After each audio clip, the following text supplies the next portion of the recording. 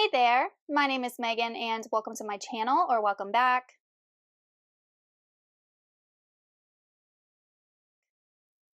Today I'm going to be doing a quick book tag called the Murder Book Tag, and I was tagged by Novel Insights. So thank you so much for tagging me, and if you have not checked out his channel, I will go ahead and link it in the description box below.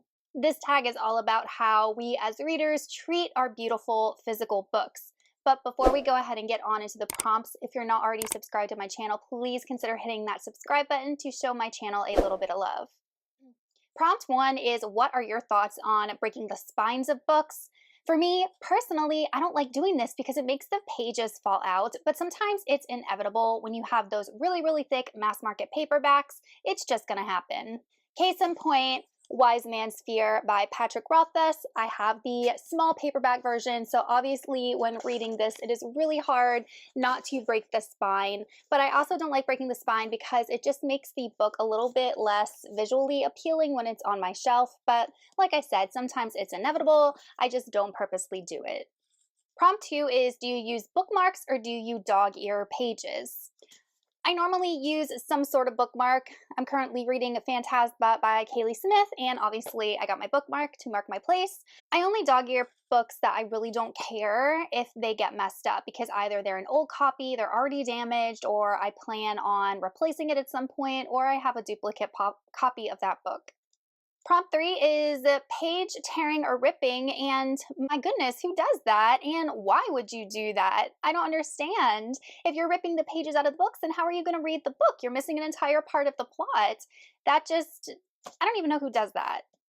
Prompt 4 is writing in books, and I am not an annotator. I have never been an annotator, so I personally do not write in any of my fiction books. I do write and annotate in my nonfiction books if it is something that I'm studying. If I am research something for the books that I am writing, or I'm a teacher and sometimes I do engage in taking college courses for my degree, like professional development stuff. I did 2 college courses last year, and I do annotate the textbooks just because it is information that I want to go back to that is relevant to my profession and all of that.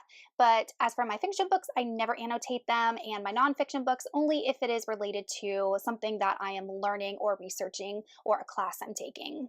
Prompt 5 is ripping covers off books and bookbinding. So I feel like these are 2 different things. I know that there are people out there that rebind their books, and that is a hobby of them to engage in bookbinding. So I think that is completely okay and acceptable and an awesome way to be creative. But just randomly ripping your covers off of books, I really don't understand why anyone would do that, because covers communicate what's inside the book. They draw you in. It's the first thing that you notice. Artists are employed to create beautiful covers, so I don't understand why anyone would ever rip the cover off a book. And the last prompt is to tag another booktuber to do this tag. So if you have seen this tag and would like to do it, then I tag you. But other than that, thank you guys so much for watching. Thank you, Novel Insights, once again for tagging me in this video. Y'all let me know in the comments some of your responses to these prompts. Do you dog ear pages? Do you annotate your books? Do you ever rip pages out of books or the covers off books? Because I'm super curious if there are people out there that actually do these things. Thank you so much for watching, and I will see you all in another video soon. Goodbye.